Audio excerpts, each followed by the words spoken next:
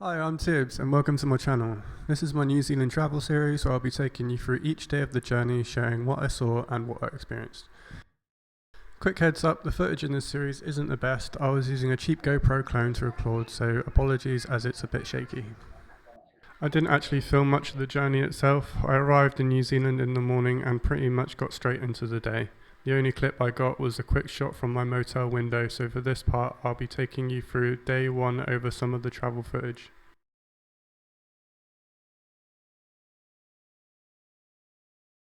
So this is a clip of the Tall Point Ferry, which would be my first method of transport. That would take me to Plymouth, where I would catch a bus to Heathrow to get my flights. Anyway, here's how day one started. After leaving the airport, I stopped outside for a moment just to collect myself. It had been almost a full day of flying and over a day and a half of travelling altogether, so everything was starting to catch up with me. Right outside the terminal, I grabbed a coffee and used the free Wi-Fi to message my family back home and let them know I had arrived safely. From there, I followed the signs to get a taxi to my motel, my first transport experience in New Zealand costing around $100. Once I checked in and dropped my bags, I jumped back on the motel Wi-Fi to catch up a bit more, then headed out again, this time towards Newmarket. I took a bus over and spent a good while just walking around getting a feel for the area. While I was there, I came across the Chinese New Year celebration in the mall and stopped to watch for a bit, which was a nice surprise for my first day. After that, I found a phone shop I'd been looking for and picked up a 2-degree SIM card, $50 total, $5 for the SIM and $45 credit.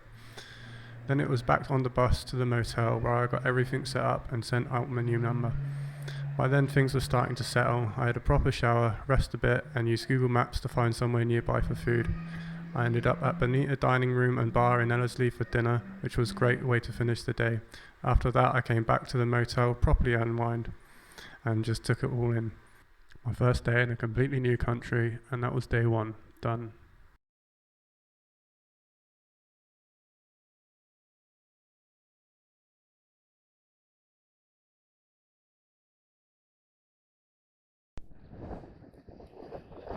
I thought day two was just going to be a chill day, but it ended up being the day that I really saw Auckland for the first time. Morning started simple, coffee and messages back home, just easing into the day. But not long after, I headed out with my cousin who offered to show me around Auckland properly, and that's when the day really began. We drove out towards the coast, heading over to Devonport, where we stopped for lunch with a view of the water. It was my first proper chance to slow down and take in where I actually was. After that, we visited an old coastal fortification built to defend the eastern side of the harbour. Huge cannons sit there designed so that when they fired, the recoil would pull them back into the structure for reloading. Standing there, you could really feel the history behind it.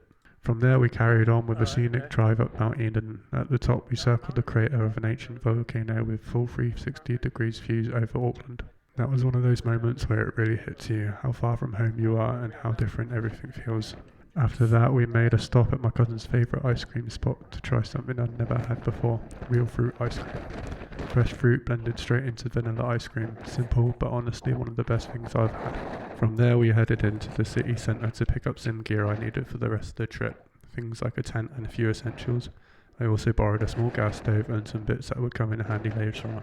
By the evening we went out for dinner at a Japanese restaurant, sharing a range of seafood dishes, while wild birds casually flew around the inside of the place, which was definitely something I wasn't expecting.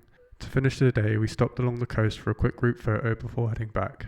I got dropped off at the motel, finally had a chance to unwind, and by that point it felt like things were starting to come together. Day one was about arriving, but day two felt like the start of the journey.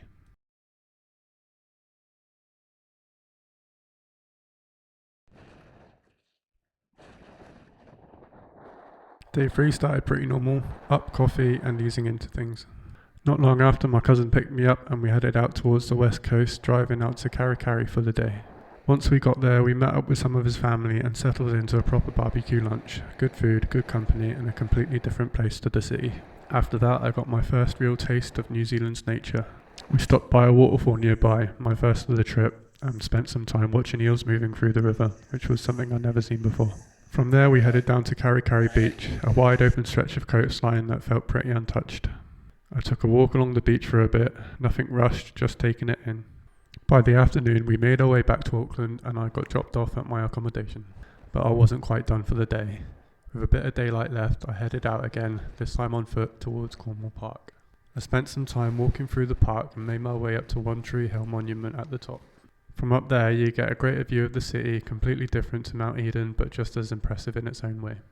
After getting a few shots, I headed back down and walked into Ellerslie. I ended up at Baxter's Bar, grabbed a pizza and a pint and just let the day wind down. Then it was back to the motel, ready to reset again.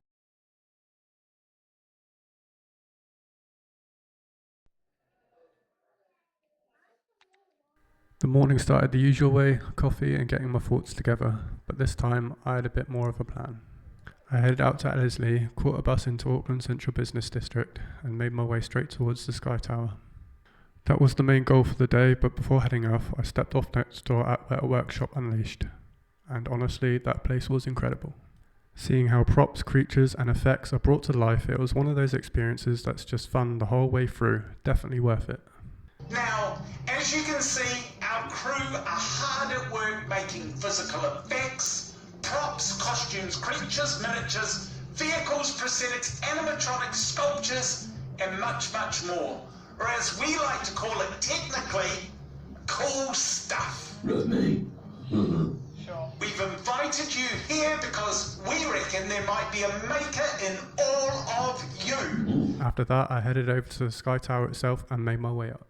From the observation deck, you get views across the entire city and out towards the coast. I spent a while just walking around, taking it all in and grabbing some footage. Then I found a cafe on another level, grabbed a coffee and just sat there for a bit, taking a break and enjoying the view from above everything. From there, I headed back down and wandered off into a different part of the city. That's where I ended up spending the rest of the day at the Auckland War Memorial Museum. This place is massive, way bigger than I expected, and there's a lot to take in. Honestly, it's probably somewhere you could spend a full day in on its own. By the time I left, it was already getting late. I caught a bus back to Ellerslie, found a Mexican spot, and grabbed some loaded nachos and a beer to finish the day. Then it was back to the accommodation to wind down. Day 4 felt different, less about following along and more about figuring things out for myself. And that made it one of the most satisfying days so far.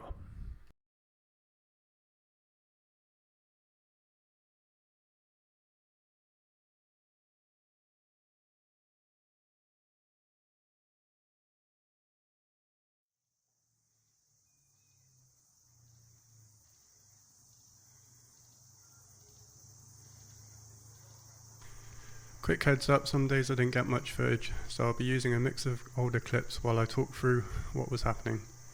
You might also notice a lot of the footage doesn't fully match what I'm talking about. That's because I didn't film everything at the time, so apologies if it feels a bit mixed.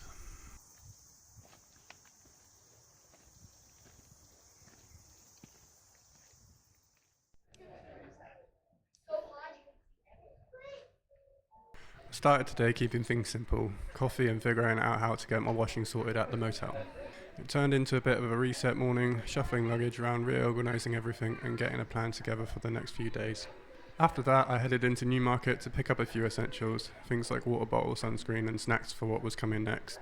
When I got back to the motel, I had a bit of an unexpected surprise. The manager had greeted me with some homemade beef dumplings for the Chinese New Year, something they'd prepared as part of their own traditions. It was a small moment, but one that really stuck with me. From there, I got my washing sorted and spent the next hour or so just relaxing and going through all my gear, making sure everything was ready for the checkout the next day. Later on, I headed back out for a walk, taking a bus over to explore Mount St. John and Mount Hobson. It was a nice way to break up the day, just getting out, moving around and taking in a few more views before things started to shift again. By the time I got back, my washing was ready, so I packed everything up properly. To finish the day, I kept things easy, grabbed a beer and some popcorn chicken from a spot just under my accommodation and settled in for the evening. Then it was a bit more time messaging family back home before calling it a night. Day 5 wasn't anything big, but it was exactly what I needed before moving on.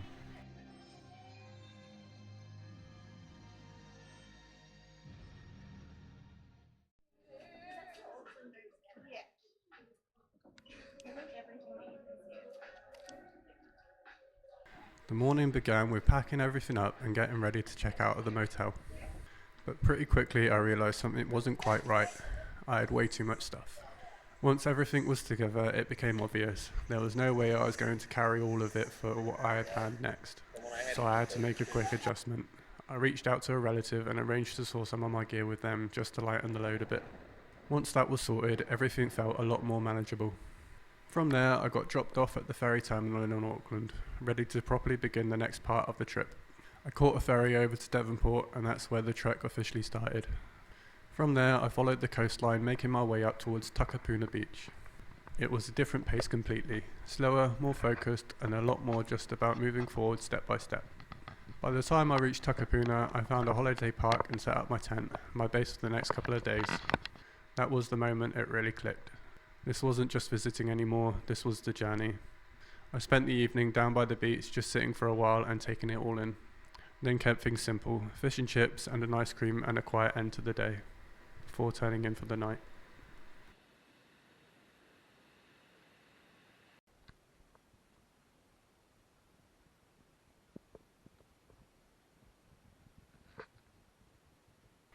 Day 7 was meant to be a bit of a rest day, but even the slower days still had a bit to them. I started the morning with a walk around Lake Papuki, aiming to follow the shoreline as much as I could. It didn't always go to plan. Some of the parts weren't accessible, so I had to cut through a few roads to keep moving, but it made the walk a bit more interesting. Along the way, I grabbed a coffee and kept going, eventually passing through a scenic nature reserve on the last stretch around the lake. From there, I wandered back towards the shops near where I was staying. That's where I stopped for lunch, picked up a Korean chicken burger and tried my first lemon and pera, which felt like something you've got to do while you're here. After that, I went on a bit of a mission. My backpack had started digging into my chest, so I tried tracking down some strap padding. I found a couple of outdoor shops on Google Maps, but neither of them had what I needed, so no luck there. From that point on, I leaned fully into the idea of a rest day. I headed back to the beach and spent a few more hours just sitting in the sun, watching everything going on around me. It was my last full day in Takapuna, so it felt like a good time to slow things down. Later on, I made my way back to the tent to regroup for a bit before heading back out again in the evening. I walked across the beach to Rosie's Cantina, grabbed some tacos and a Tiger beer, and just let the day wind down. After that, I spent a bit more time by the beach before heading back to the campsite, got cleaned up, relaxed for a while, and got ready for what was coming next. Because tomorrow it's back on the move, continuing the trek north towards Long Bay.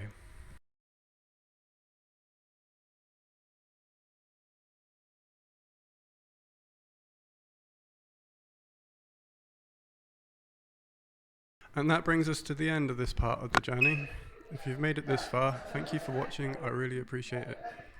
If you've enjoyed the video, feel free to drop a like and subscribe to follow the rest of the series. There's a lot more to come from here. And just before I finish, one last quick note on the format.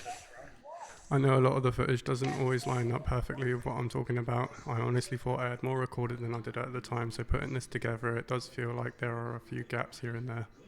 But everything you've heard is exactly how it happened. It's just the visuals that don't always match as closely as I'd hope. That said, from here on out, things start to come together a bit more. So yeah, thanks again for watching, and I'll see you in the next one.